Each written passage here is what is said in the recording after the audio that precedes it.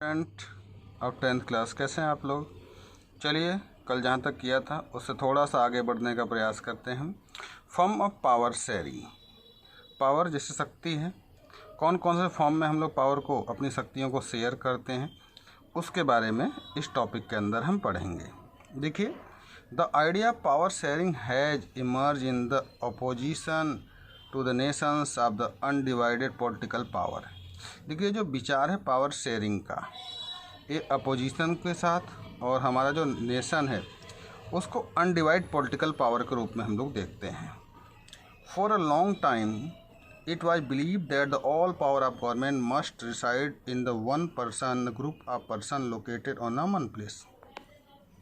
बहुत लंबे समय से लोगों का ऐसा विचार था कि जो पावर होती है गवर्नमेंट के पास, या एक प्रकार के ऐसे पर्सन्स या ग्रुप जो केवल एक प्लेस पर रहते हैं, उन्हीं लोगों के पास पावर या शक्तियाँ होती है।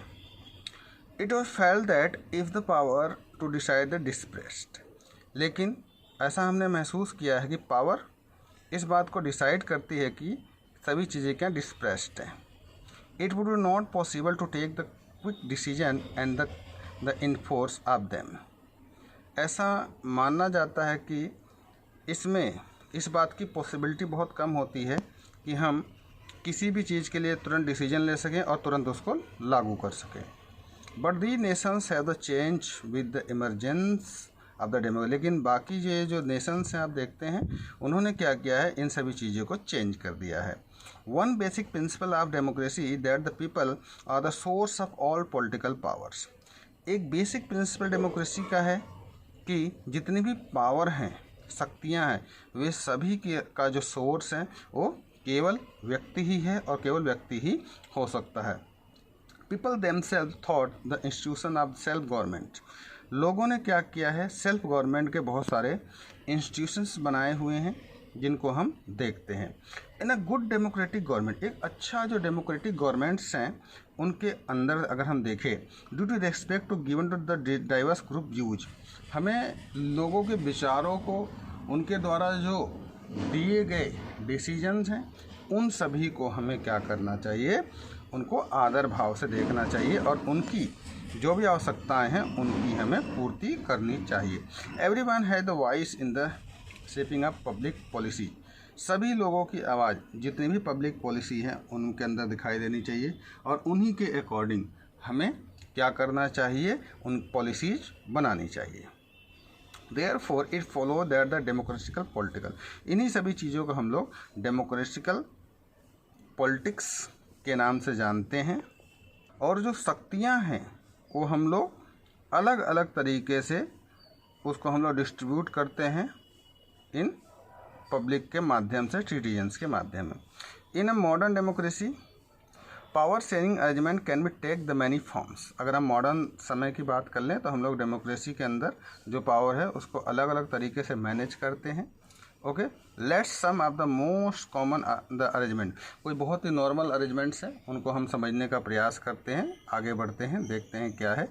पहला है power is shared the among different organs of the government. जैसा आप सभी जानते हैं, जितनी भी शक्तियां हैं सरकार ने उसको अलग अलग ऑर्गन्स के अंदर, अलग अलग पार्ट्स में उसको डिवाइड कर लिया। जैसे हमारे यहाँ देखें, लेजिस्लेचर, एग्जीक्यूटिव और जुडिशरी, ये तीन तरह की चीज़ें हमारे यहाँ पर देखने का आपको मिल।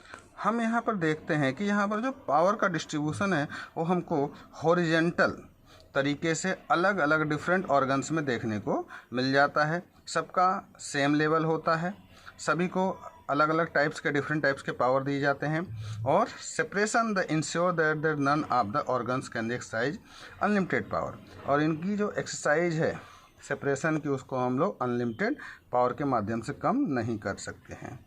Each organ check the others. जितने भी ऑर्गन्स आपको बताए हैं वो एक दूसरे को चेक करते हैं, रिजल्ट करते हैं, पावर को बैलेंस करते हैं। बहुत सारे ऐसे इंस्टीट्यूशंस हैं जो इनमें हमारी हेल्प करते हैं। Last year we study that the democracy, पिछले साल आप लोगों ने डेमोक्रेसी के बारे में पढ़ा है। Even the minister and government official exercise power, जैसे कि जो मिनिस्टर्स हैं, गवर्नमेंट के ऑफिसल्स हैं, उन्हीं के पास पावर होती है और वही लोग पावर का यूज करते हैं। They are responsible for the parliament. जैसे कि आपको पता है ये लोग रिस्पॉन्सिबल होते हैं हमारी पार्लियामेंट के लिए, स्टेट असेंबली के लिए, ठीक है। सिमिलर ऑल द जजेस are appointed by the executive. इसी प्रकार से जैसे देखा जाए तो जितने भी जज हैं उनको हम लोग एग्जीक्यूटिव के रूप में उनको हम लोग अपॉइंट करते हैं और उनका काम होता है कि वे कानून व्यवस्था को अच्छे से बनाए जा सकें। They can check the function of side law made. उनका काम है कि वो कानून व्यवस्था को बहुत अच्छे से बनाए रखे और उनको पालन करवाने में मदद करें। The arrangement is the call the system of check and balance. ये जो व्यवस्था की गई है इसी को हम लोग चेक एंड बैलेंस के नाम से जानते हैं। ओके, अब हम सेकंड देखते हैं। Power can be shared among the governments at the different levels. जितनी भी पावर और शक्तियां हैं उसको अलग अलग लेवल पे इसको डिफरेंट तरीके से हम लोगों ने डिस्ट्रीब्यूट किया है। देखते हैं। अ general government for the entire country and the governments at the provincial regional level.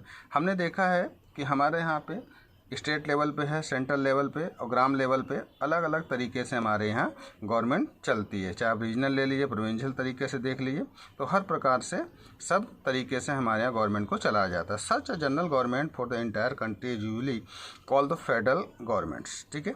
और इस प्रकार की जो जनरल गवर्नमेंट चलती है उसको हम लोग यूजुअली फेडरल गवर्नमेंट के नाम से जानते हैं। In India we refer it the central union government. हम लोग इंडिया के अंदर हम लोग इसको सेंट्रल यूनियन गवर्नमेंट के नाम से जानते हैं। The government at the provide the regional level are call the different names in the different country. और जो रीजनल तरीके से हमारे यहाँ राज्य किया जाता है, अलग अलग देशों में इसको अलग अलग नाम से जाना जाता है। अगर हम इंडिया की बात कर लेते हैं तो आगे देखते हैं। भारत में हम लोग इसको स्टेट गवर्नमेंट के नाम से जानते हैं। This system is not followed in all country. ये जो सिस्टम है पूरे वर्ल्ड में जितने भी देश उनमें फॉलो नहीं किया जाता, कुछ देश ही इसको फॉलो करते हैं। They are many countries where have the no provincial और स्टेट गवर्नमेंट। बहुत सारे ऐसे देश हैं जिसमें कोई भी प्रोविंशियल या स्टेट गवर्नमेंट की व्यवस्था नहीं की। But in the those country like ours, लेकिन कुछ ऐसे देश भी हैं जो हमारे देश की तरह ही हैं और वहाँ पे दोनों ही रूल्स फॉलो किए जाते हैं। The constitution clearly the law down the power of different levels of the government. Constitution ने जो हमारे यहाँ के लॉ गवर्नमेंट को चलाने के लिए बहुत सारी पावर दी गई है। This is what they did in the Belgium. ये वैसा ही है जैसा कि बेल्जियम में है। But was the refuge in Sri Lanka. लेकिन श्रीलंका में आपने देखा इसको क्या किया गया है, रिफ्यूज कर दिया गया है। This is called the federal division of the power. इसी को हम लोग फेडरल डिवीजन ऑफ पावर कहते हैं। The same principle can be extend the level of government lower than the state government. आपने देखा है कि जो भी प्रिंसिपल्स हैं उसको हम लोग एक्सटेंड कर सकते हैं गवर्नमेंट के लोअर टू स्टेट गवर्नमेंट की तरफ। Such as the municipal and panchayat. अगर इसका एग्जांपल देखें तो म्यूनसिपैलिटी वाली देख लीजिए, पंचायत समितियों को देख लीजिए। इन सभी चीज़ों को पावर इन्वॉल्विंग के रूप में जान जाते हैं। लोअर लेवल पे गवर्नमेंट्स का इसका संचालन कर सकते हैं और इनकी जो पावर है उसको हम लोग बहुत हल्के तरीके से या कम में आंक सकते हैं। We shall study these some the length in the next chapter. आगे बढ़ते हैं। थर्ड टॉपिक इसका जो है इसको हम लोग कल डिस्कशन करेंगे। आज के लिए इतना ही है। Okay, bye.